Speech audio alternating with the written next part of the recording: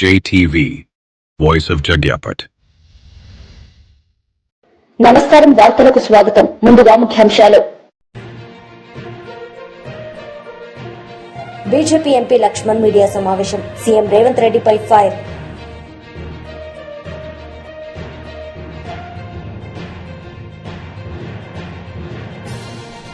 ఘనంగా జనసేన పార్టీ ఆవిర్భావ వేడుకలు. అధిక సంఖ్యలో పాల్గొన్న అభిమానులు. బీజేపీ ఎంపీ లక్ష్మణ్ మీడియా సమావేశం నిర్వహించారు. ఈ సందర్భంగా సీఎం రేవంత్ రెడ్డిపై మండిపడ్డారు. మరి ఉట్టికెక్కనైనా ఏదో ఆకాశానికి మరి నిచ్చెన పెట్టలేసినట్టు ముందు నీ తెలంగాణ సంగతి తేల్చండి. నువ్వు ఇచ్చిన హామీలేంటి, గ్యారెంటీలు ఏమిటి, ఎందుకు అమలు చేయలేకపోతున్నావు? ఎందుకంటే నువ్వు కూనీ రాగలు అయితే తీస్తున్నావో, మన ఇండియా కాంక్లేవ్లో నేను 3,75,000 కోట్ల అప్పు ఉందనుకొని నేను హామీలు ఇచ్చాను, గ్యారెంటీలు నేను మా రాహుల్ గాంధీ ప్రకటించారు. ఇప్పుడు మేము నిస్సహాయత వ్యక్తం చేస్తున్నాము. నాకు వచ్చే ఆదాయం ఎంత, వడ్డీలకు అసలుకే పోతున్నది, నీ అభివృద్ధికి ఎక్కడ ఖర్చు పెట్టాలి? ఎన్నికల ముందు 7 లక్షల కోట్లు అప్పు అని చెప్పినటువంటి విషయాన్ని ఇవాళ రేవంత్ రెడ్డి గారు మర్చిపోయి మాట్లాడుతున్నారు. ప్రజలు మోసం చేస్తున్నారు. ఇవాళ కొత్తగా నాకు 7 లక్షల కోట్ల అప్పు ఉందని తెలిసింది కాబట్టి ఆర్థిక పరిస్థితి సేకరించలేదు. గ్యారెంటీలు, ఉచితాలు ప్రకటించే ముందు సోయి లేకుండా మాట్లాడి ఇప్పుడు ఉచితాల మీద చర్చ జరగాలంటున్నాడు. అంటే ఈ రకంగా తెలంగాణ ప్రజలు మొత్తం కుచ్చుటోపి పెట్టి ఇప్పుడు మళ్ళీ ఉచితాల మీద చర్చ జరగాలి, అభివృద్ధికి డబ్బులు లేకుండా పోతున్నాయి. వాస్తవంగా ఇవాళ డీలిమిటేషన్ అనేది ఇది ఒక రాజ్యాంగబద్ధ కార్యక్రమం. ఇది డాక్టర్ బాబాసాహెబ్ అంబేద్కర్ రాజ్యాంగంలో స్పష్టంగా ఆర్టికల్ 81, ఆర్టికల్ 82కు అనుగుణంగా ప్రతి 10 సంవత్సరాలకు జనాభా మరి గణాంక వివరాలు తేల్చాలి. జనాభాకు అనుగుణంగా పార్లమెంట్ స్థానాలు కేటాయింపు జరగాలని 81, 82 సూచిస్తూ ఉంటే మళ్ళీ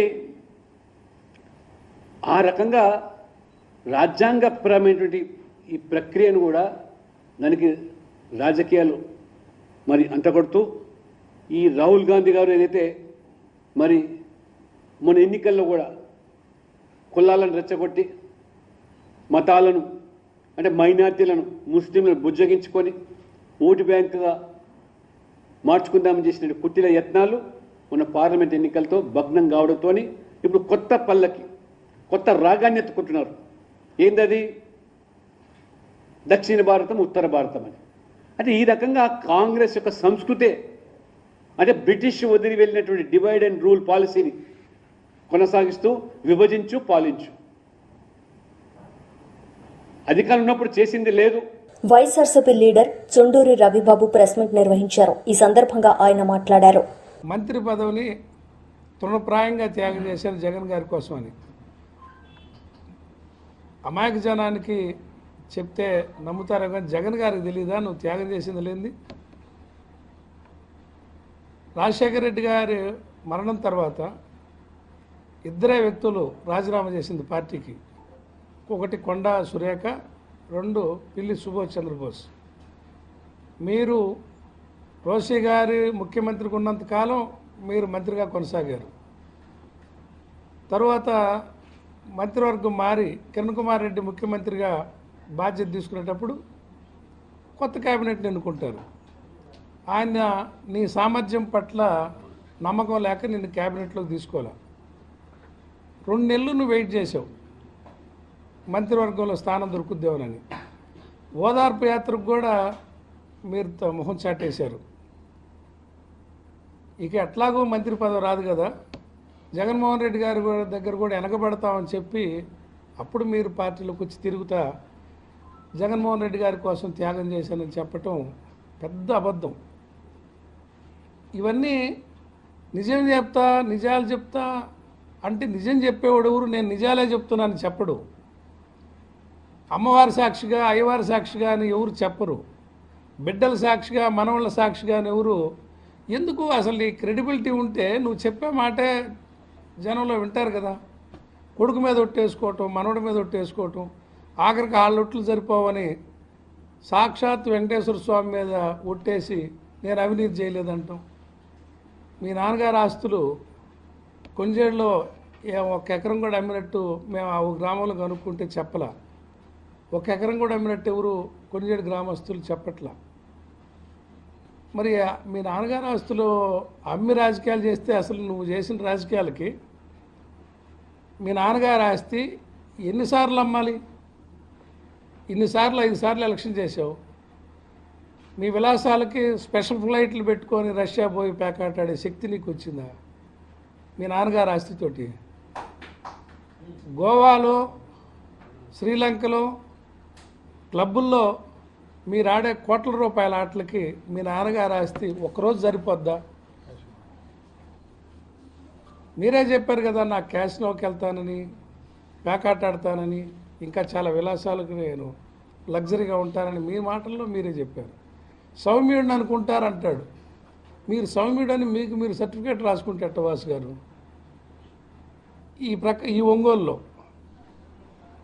ఎవరి జోలికి రాని బ్రాహ్మణ జోలికి, నోరు లేని వయసుల జోలికి, వాళ్ళ ఆస్తుల జోలికి, వాళ్ళ మాన ప్రాణాల జోలికి వెళ్తేనే కదా వాళ్ళందరూ శాపం తగిలి మీకు ఇవాళ ఈ పరిస్థితి వచ్చింది.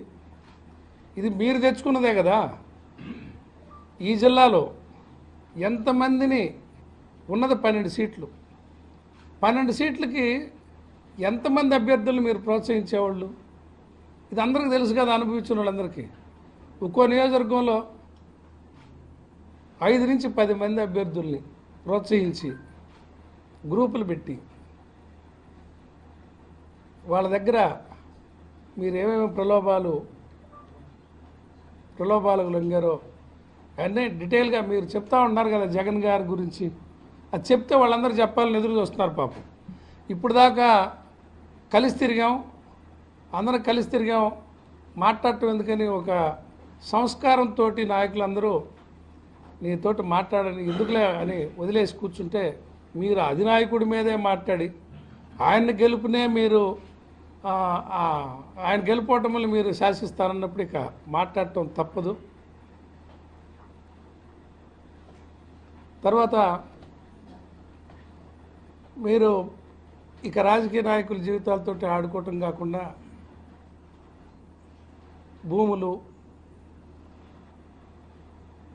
మన హయాంలో ఈ ఒంగోలులో సిట్ వేస్తే ఆ సిట్టుని మీరు ప్రయత్నం చేయలేదు ఆపడానికి. ఆ సిట్టు ముందుకెక్కడికి వెళ్తుందోనని ఎస్పీ గారిని బలవంతం చేసి ఎన్నికల టైంలో ఆ ఎస్పీ గారిని మార్చింది మీరు కాదా? నోరు లేని వాళ్ళ ఆస్తులు మీ చుట్టూ ఉన్నోళ్ళు ఇన్వాల్వ్ అయ్యారని, వాళ్ళ ఆస్తుల్లో జోక్యం చేసుకున్నారని మీ మీద ఒత్తిళ్ళు వస్తే మీ దాకా వస్తే ఏమన్నా. జనసేన పార్టీ ఆవిర్భావ దినోత్సవ వేడుకల్లో డిప్యూటీ సీఎం పవన్ కళ్యాణ్ హాజరయ్యారు. ఈ సందర్భంగా ఆయన ప్రసంగించారు.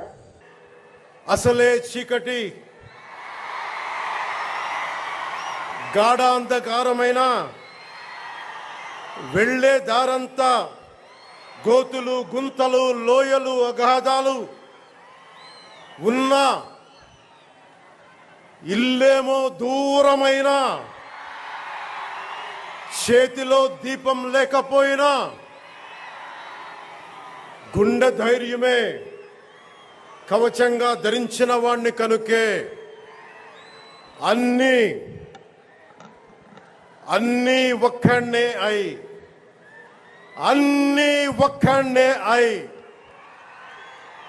2014లో జనసేన పార్టీని స్థాపించాం. భావ తీవ్రత ఉంది గనుకే 2018లో పోరాట యాత్ర చేశాం.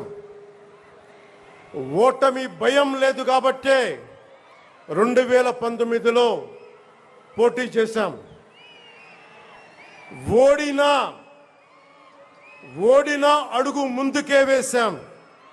మనం నిలబడ్డాం, పార్టీని నిలబెట్టాం. మనం నిలదొక్కుకున్నాం. మనం నిలదొక్కుకోవటమే కాకుండా 4 దశాబ్దాల టీడీపీ పార్టీని కూడా నిలబెట్టాం. మనం ఓడినప్పుడు 2019లో మీసాలు మెలేశారు, జబ్బలు చరిచారు, తొడలు కొట్టారు, మన ఆడపడుచుల్ని అవమానించారు, ప్రజల్ని నిరంతరం హింసించారు. ఇదే న్యాయం అని మన నాయకులు, మన జన సైనికులు, మన వీర మహిళలు అందరూ అడిగితే,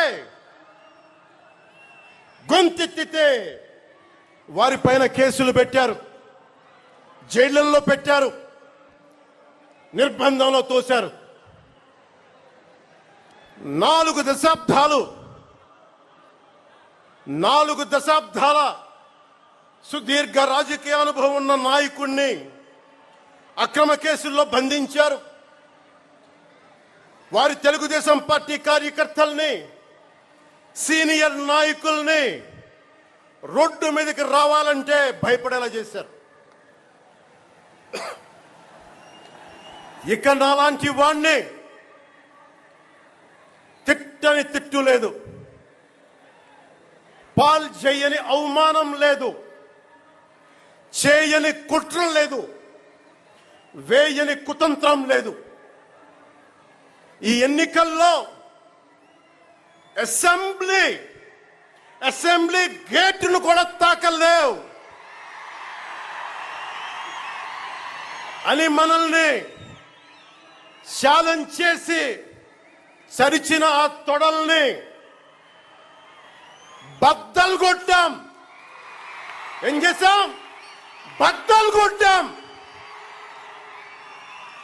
బద్దలు కొట్టి ఆంధ్రప్రదేశ్ అసెంబ్లీలో 21 మంది ఎమ్మెల్యేలతోటి, పార్లమెంటులో 2 ఎంపీలతోటి అడుగు పెట్టాం.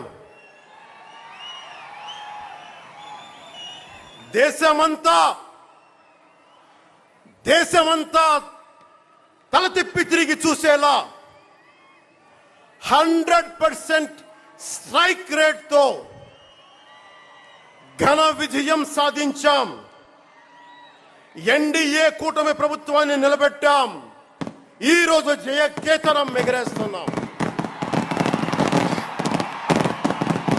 జై జనసేన, జై జనసేన, జై జై జనసేన, జై.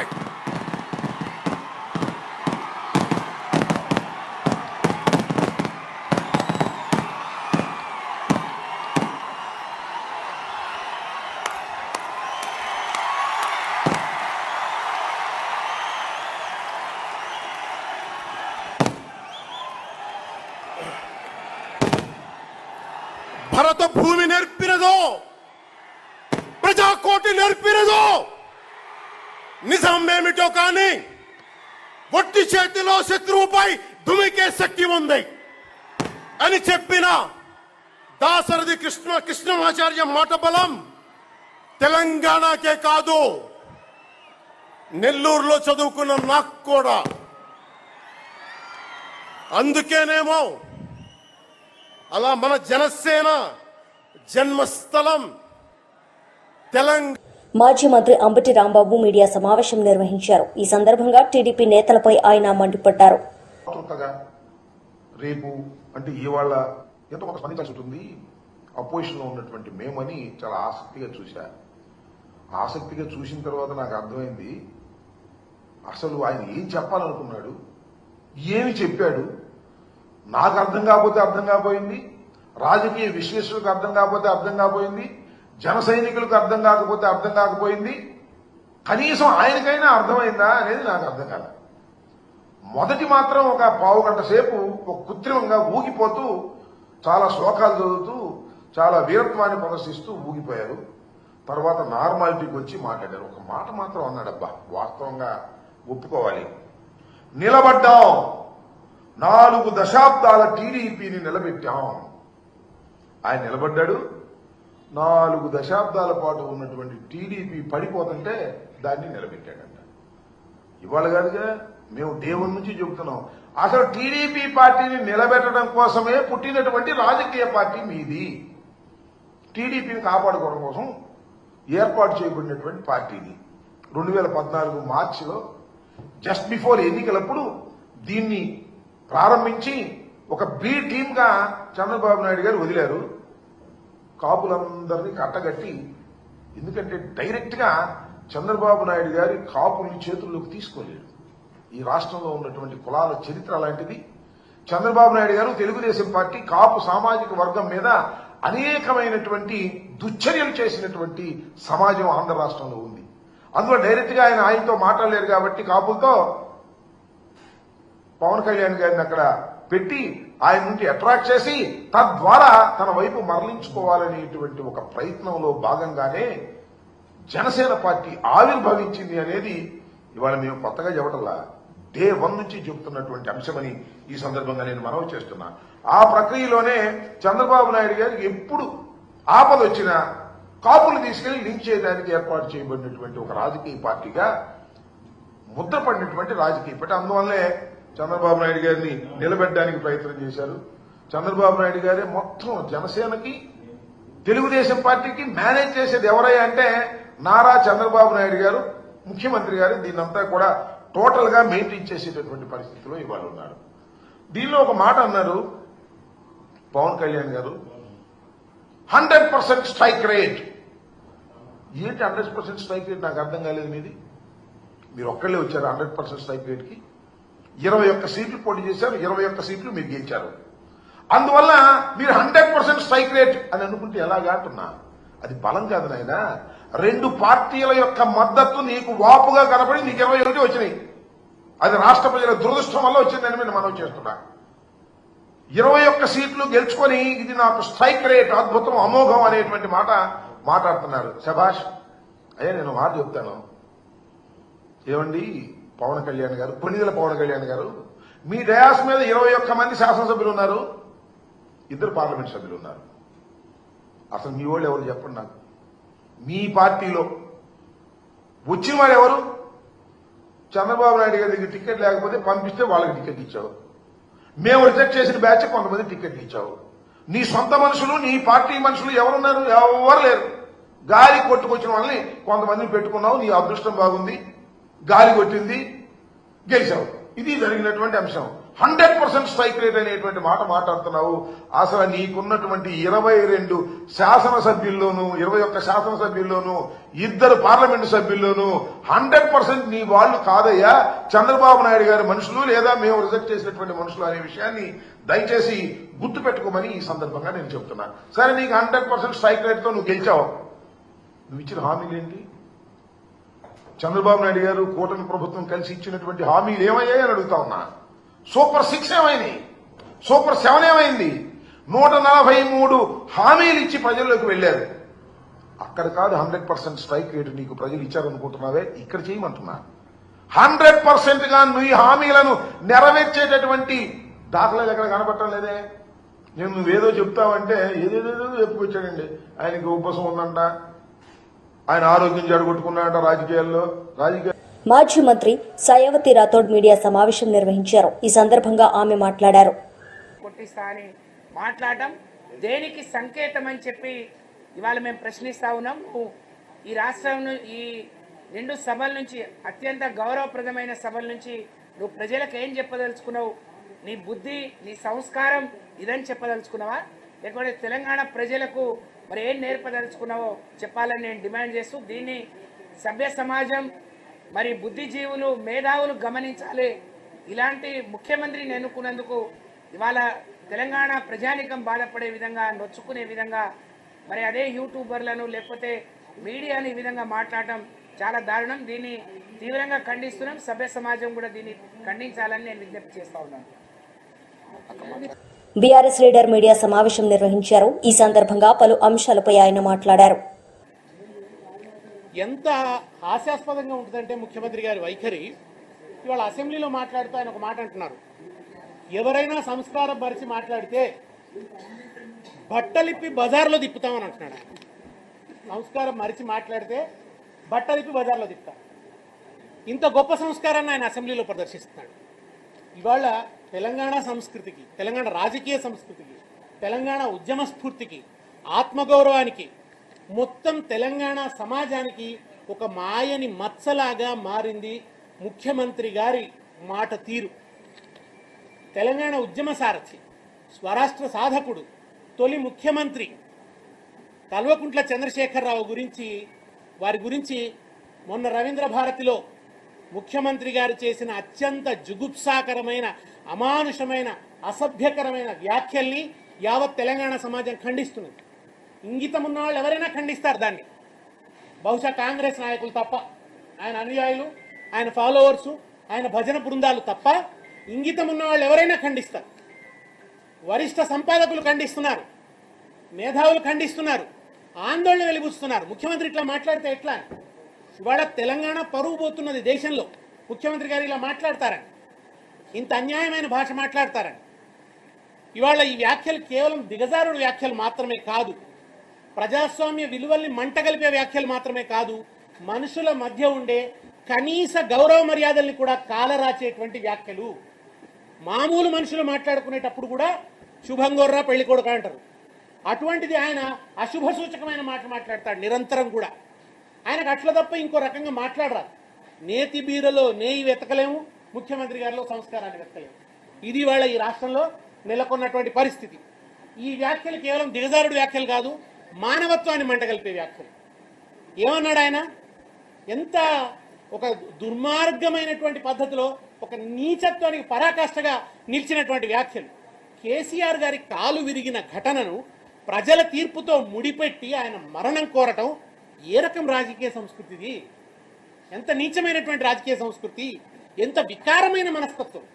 ముఖ్యమంత్రి గారి మనస్తత్వం ఎంత వికృతమైంది, ఎంత శాడిజం దాగి ఉంది ఆయనలో అన్నదానికి ఆ వ్యాఖ్యలు అర్థం పడుతున్నాయి. నువ్వు వెళ్ళి పరామర్శించి వచ్చినావు కదా, అబ్బా ఎంత హుందాతనాన్ని చూపించాడు తెలంగాణ రాష్ట్ర ముఖ్యమంత్రి అని మీకు సంబంధించిన మీడియా పెద్దలంతా కూడా కాకా బాకాలు ఊదారు కదా ఆ రోజు. మరి వాళ్ళు ఈ వ్యాఖ్యలను ఏమంటారు ఆ మీడియా పెద్దలు? ఆ రోజు రాసిన వాళ్ళు, రాతలు రాసిన వాళ్ళంతా, ముఖ్యమంత్రి గారిని ఆహాని పొగిడిన వాళ్ళంతా, సోకాళ్ళు మేధావులంతా. ఒక ఆయన మాట్లాడతాడు, కేసీఆర్ గారు ఇలా కాలు ఊపుతూ రాజకీయాలంటే ఆయనకు ఒక గేమ్ అని మాట్లాడతాడు. ఈ ముఖ్యమంత్రికి రాజకీయాలంటే బ్లేమ్ గేమ్. ఇప్పుడు మాట్లాడు ఆయనకు మాటలు రావా? ఇవాళ ఎవరు కనబడుతున్నారు మీకు రేవంత్ రెడ్డిలో? మన గ్రీస్ తాత్వికుడైన సిసిరో కనబడుతున్నాడా? కార్ల్ మార్క్స్ కనబడుతున్నాడా? లేకుంటే మా తత్వవేత్తలు కనబడుతున్నారా? ఎవరు కనబడుతున్నారు మీకు? ఎటువంటి దుర్మార్గమైనటువంటి మాట్లాడుతున్నారు ఆయన? ప్రతిపక్ష నేత గురించి ఆయన అంత అశుభసూచకంగా మాట్లాడొచ్చునా? ఏమని పైగా ఏమంటున్నాడు? వ్యక్తిగతంగా మాట్లాడలేదని వాళ్ళ మంత్రులు సమర్థించేటువంటి ప్రయత్నం చేస్తున్నారు. స్పష్టంగా TDP leader Varla Ramaiah media సమావేశం నిర్వహించారు. ఈ సందర్భంగా పలు అంశాలపై ఆయన మాట్లాడారు. చదువుకున్నాడు, అక్కడ సాఫ్ట్వేర్ ఇంజనీర్గా పనిచేస్తున్నాడు, నెలకి 3 లక్షల రూపాయలు మాకు పంపిస్తున్నారని ఆ దళిత వృద్ధ దంపతులు చెబితే ఆయన కళ్ళు చెమ్మగిలినాయి. అది ఆయన దళిత వర్గాలకు చేసిన మేలు. చెప్పమనండి పెద్ద వాళ్ళందరూ. 5 ఏళ్ళు ముఖ్యమంత్రి చేసిన ఆ జగన్మోహన్ రెడ్డిని నేను ఈ రోజున అడుగుతున్నా, డిడ్ యూ ఎప్పుడు చేశారు మీరు? ఏ ఒక్క దళితుడికైనా మీరు ఉద్యోగం విదేశాల్లో ఇప్పించారా? అబద్ధాలు చెప్పి అందలమెక్కిన ఖ్యాతి మీది పనిచేసి చూపించిన మహనీయుడు చంద్రబాబు నాయుడు గారు అని చెప్పి కూడా నేను తెలియజేస్తున్నా. ఆయన ఎన్నో కార్యక్రమం చేశారు. జన్మభూమి అని కార్యక్రమం పెడితే అందరూ కూడా విదేశాల్లో పనిచేస్తున్న వాళ్ళు, పెద్ద పారిశ్రామిక స్థిరపడిన వాళ్ళు, కోట్లాది రూపాయలు సంపాదించుకున్న వాళ్ళందరూ కూడా మీ గ్రామానికి వెళ్ళండి, మీ జన్మభూమికి వెళ్ళండి. ఆ జన్మభూమికి మీకు చేతనైనంత సాయం చేయండి అంటే నాకు బాగా గుర్తు. ఆ రోజుల్లో అక్కినేని నాగేశ్వరరావు గారు నట సామ్రాట్, పెద్ద సినీ నటుడు ఆయన ఆ గ్రామం వెంకట రాఘవాపురం గుడివాడ దగ్గరికి వెళ్ళి నేను చంద్రబాబు నాయుడు గారి స్ఫూర్తితో, జన్మభూమి స్ఫూర్తితో ఈ గ్రామానికి వచ్చాను, ఈ గ్రామానికి కావలసినంత నేను చేయూతనిస్తాను, సాయపడతానని చెప్పడం జరిగింది. ఆ రకంగా అందరిలో స్ఫూర్తి నింపిన మహానుభావుడు నారా చంద్రబాబు నాయుడు గారు అని చెప్పుకొని నేను తెలియజేస్తున్నా. పచ్చదనం, పరిశుభ్రత ఎక్కడనుందా? ఆయన పెట్టింది. ఈ రోజున స్వచ్ఛాంధ్ర, స్వచ్ఛ దేశం, ఆ దేశం, ఈ దేశం అని తిరుగుతున్నాం. చంద్రబాబు నాయుడు గారు ఆనాడు ముఖ్యమంత్రిగా 1996లో పెట్టింది ఇది పచ్చదనం, పరిశుభ్రత. నీ వీధి నువ్వే శుభ్రం చేసుకో. నీ ఇల్లు శుభ్రం చేయటం కాదు, నీ వీధి, నీ వాడ, నీ ఊరు, నీ రాష్ట్రం అంతా శుభ్రం చేసుకోమని చెప్పిన మహానుభావుడు నారా చంద్రబాబు నాయుడు గారు అని చెప్పుకొని నేను తెలియజేస్తున్నా. రాష్ట్ర పరిపాలన పేదవాడి ముంగిటికి వాకిలి ముందుకు తీసుకొచ్చిన విధాత చంద్రబాబు నాయుడు గారు. ఆకస్మిక తనిఖీలని ఉద్యోగులు పనిచేస్తున్నారా లేదని చెప్పి ప్రజల్లో ఒక నమ్మకాన్ని ఏర్పాటు చేసిన మహానుభావుడు నారా చంద్రబాబు నాయుడు గారు. ఆయన ఎన్నో పథకాలు ప్రవేశపెట్టడం జరిగింది. ఆయన ఈ బిడ్డల్ని ఐటీ రంగంలో మన బిడ్డలందరూ కూడా విదేశాలకు వెళ్ళాలి, సంపాదించుకోవాలి, పేద కుటుంబాల్లో దళిత కుటుంబాల్లో కూడా వెలుగులు నింపాలనే ఉద్దేశంతో 300 పైన ఇంజనీరింగ్ కాలేజీలకి ఒక్క పెన్ స్ట్రోక్ తోటి పర్మిషన్లు ఇచ్చిన మహానుభావుడు. అందుకే ఈ రోజున రాష్ట్రమంతా ఇంజనీరింగ్ కాలేజీలు, ప్రతి మండలం, ప్రతి జిల్లా, ప్రతి తాలూకాలో కూడా ఇంజనీరింగ్ కాలేజీలు రావటానికి వేలాది మంది, లక్షలాది మంది మన బిడ్డలు ఇంజనీరింగ్ చదువుకోవటానికి, విదేశాల్లో వెళ్ళి సంపాదించడానికి ఇటువంటి విప్లవం తీసుకొచ్చిన మనిషి చంద్రబాబు నాయుడు గారు అని చెప్పి తెలియజేసి నదుల అనుసంధానం చేశారు. ఆయన 13 లక్షల ఎకరాలు ఈ పట్టిసీమ వల్ల, కృష్ణా గోదావరి జలాల్ని అనుసంధానం చేయటం వల్ల, పట్టిసీమ ఏర్పాటు వల్ల 13 లక్షల ఎకరాలకు నీరందించి ఈ గోదావరి కృష్ణా రైతుల కన్నీరు తుడిచిన మహానుభావుడు నారా చంద్రబాబు నాయుడు గారు. అనుసంధానం చేశారన్న మాటల్లో ఎప్పుడో స్వాతంత్రం వచ్చిన తర్వాత పెద్దలందరూ కూడా, ఆనాడు ప్రధానమంత్రి జవహర్లాల్ నెహ్రూ గారు కూడా చెప్పిన మాటని ఈయన కార్యరూపంలో చూపెట్టిన మహానుభావుడు నారా చంద్రబాబు నాయుడు గారు.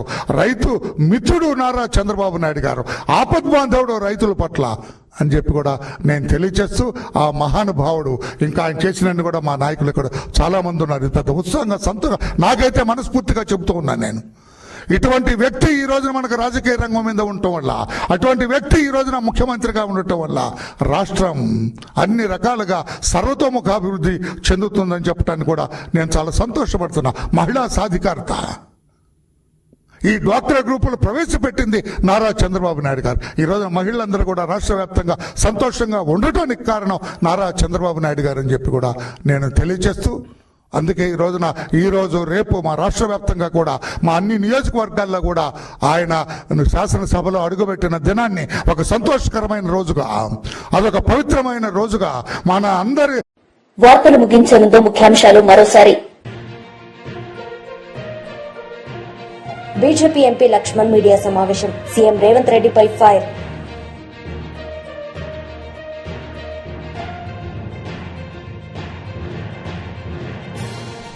ఘనంగా జనసేన పార్టీ ఆవిర్భావ వేడుకలు, అధిక సంఖ్యలో పాల్గొన్న అభిమానులు.